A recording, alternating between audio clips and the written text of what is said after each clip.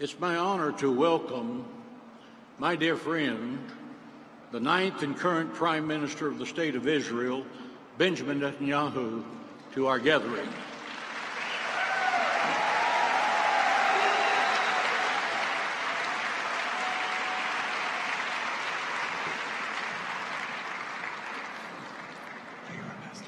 For many years, Prime Minister Netanyahu has joined CUFI at our annual summit to express his support for and appreciation of what we do.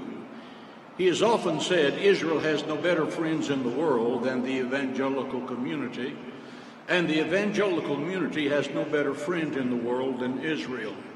The Prime Minister is standing by. Mr. Prime Minister, we're so very delighted to have you today. Can you bring us a word of greeting?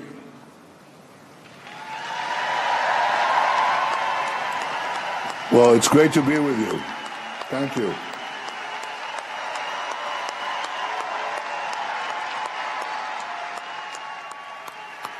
Thank you. It's great to be with you. Pastor John Hagee, I want to greet all of you from Jerusalem, the eternal, undivided capital of Israel. It'll never be divided again.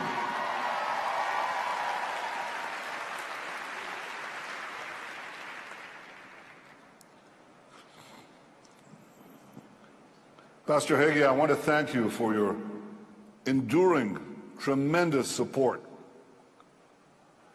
For decades, you've been leading the effort to strengthen support for Israel within the Christian community. And I remember when you began. Once you were one of a handful of brave voices in the wilderness. But thanks to your leadership, now there are millions and millions of devout Christians who stand with Israel. So I want to thank you on behalf of all the people of Israel, and I want to thank the thousands of you who have come to Washington from across America to stand with Israel. You came to Washington, D.C., and I salute you from Jerusalem, D.C., Jerusalem, David's capital. Thank you.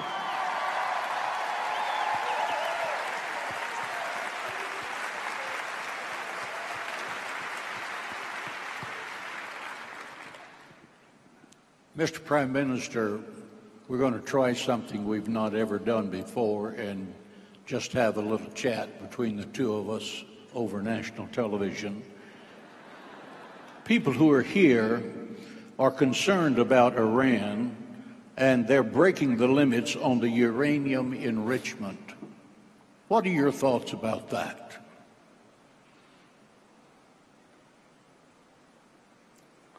Well, I think they're right to be concerned, but I think we should take some perspective on this. First, the deal was always based on a lie, that Iran was not seeking nuclear weapons. And we exposed that lie when we sent our brave operatives to the heart of Tehran and brought back the secret atomic archive of Iran. And it just showed that they've been working on developing atomic bombs as early as 20 years ago. So the deal is not only based on a lie, it's a terrible deal because it gave Iran a path to getting a nuclear arsenal when the restrictions on Iran's nuclear programs were removed. It didn't block Iran's path to the bomb, it paved it. In fact, it failed to solve the one problem it was supposed to solve. Now, it made other problems worse by removing sanctions on Iran, thereby helping Iran fuel its war machine in the region. See, when you remove the sanctions, Iran got billions and tens of billions of dollars, potentially hundreds of billions of dollars to fund its aggression.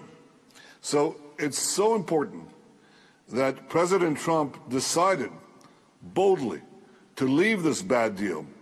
He decided to restore sanctions. And Israel is deeply grateful for that, because this is vital for Israel's security, for the security of the region, for the security of the United States, for the security of the world. now Iran is trying to lash out to reduce the pressure. They attack tankers, they down American drones, they're firing missiles at their neighbors. And it's important to respond to these actions not by reducing the pressure, but by increasing the pressure. And we have to continue to take away the regime's sources of revenue and its ability to fund terrorism. Yeah, you can applaud that. I applaud that. I think what President Trump did was very important. What Britain did, absolutely. What Britain did in interdicting the ship laden with Iranian oil bound for Syria, that was important. And now we were informed that Iran is brazenly violating the deal.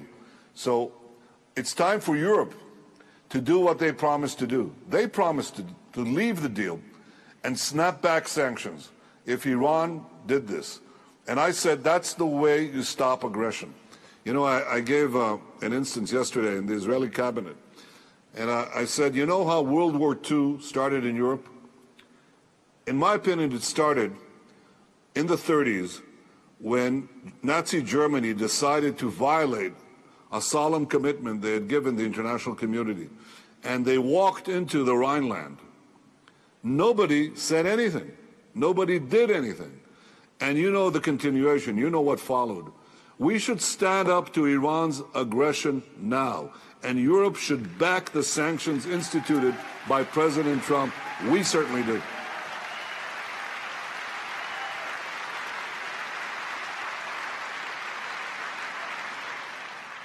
Mr. Prime Minister, could you give us your thoughts about the Israel-U.S. relationship under President Trump?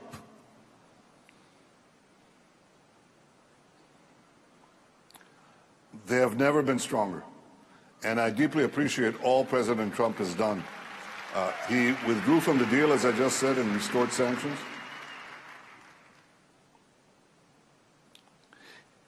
He recognized Jerusalem as Israel's capital, and he moved the embassy there.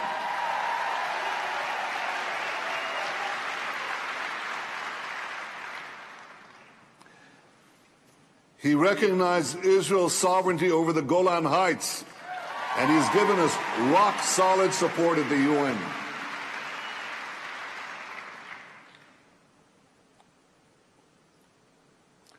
And of course, I have to add that he's given us generous assistance to give us the tools we need to defend ourselves by ourselves, and this has been backed up by Congress, by both sides of the aisle, and we are deeply, deeply grateful for that. Thank you. Thank you.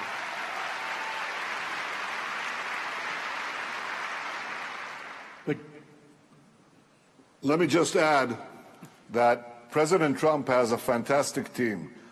He's got Vice President Pence, Secretary of State Pompeo, National Security Advisor John Bolton, Jared Kushner, Jason Greenblatt, David Friedman. These are exceptional people, and I work with them, and I intend to work with him over the next 2.5 years to deepen the cooperation across the board. Intelligence sharing, cyber, you name it, we're doing it. And I believe we're just scratching the surface of what we can do together. I think it's clear. A simple truth is clear. Israel has no better ally than the United States, and I believe the United States has no better ally than Israel. And this is becoming clearer and clearer with each day that passes.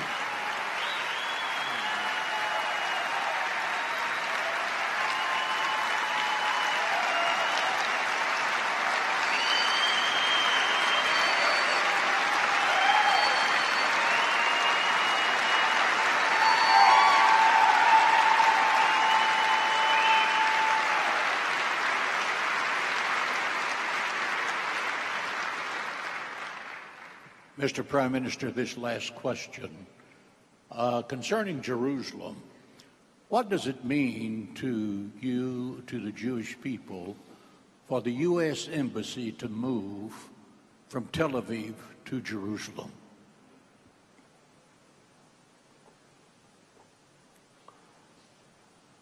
It's a historic proclamation. It ought to be obvious. It is historically obvious But it's a fact that none of the previous presidents, even though they may have believed it, acted on it. And when President Trump proclaimed Jerusalem as Israel's capital and moved the embassy there, I put it alongside the historic proclamations recognizing Israel's independence by President Truman, the Balfour Declaration 100 years ago. And guess what? And I think the audience in Washington can appreciate this. You remember the Cyrus Declaration? The proclamation that said to the exiles in Babylon, you can come back to Jerusalem? Well, I think that this is a historic proclamation, and I deeply appreciate it, as do the people of Israel. Now, last week, we opened the pilgrimage road that I think the previous speaker, Zev Ornstein, began to talk about.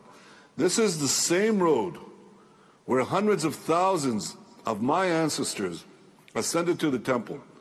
This is the same road where Jesus walked from the Siloam pool to the temple. It's exactly that spot. So that's been buried for centuries. You can't bury the truth forever. It's time to tell the world the truth. Israel, or rather Jerusalem, is the center of our religious and national life for 3,000 years. No people has had a connection to this land and this city like the Jews have to Israel and Jerusalem.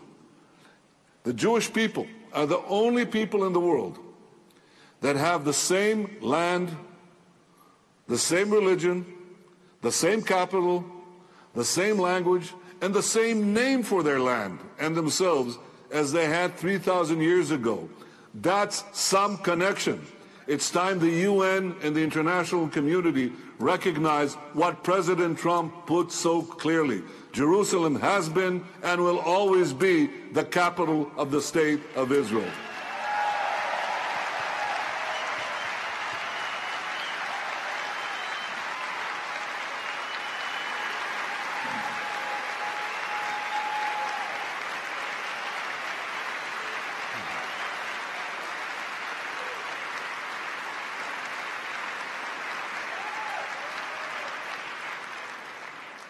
Mr. Prime Minister, we sincerely appreciate your time today.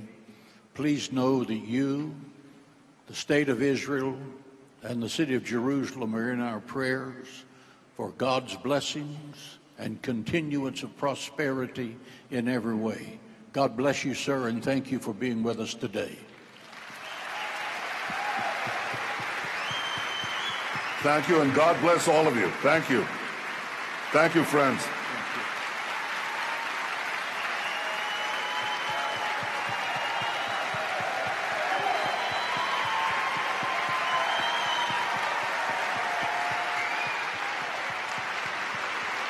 Thank you, sir.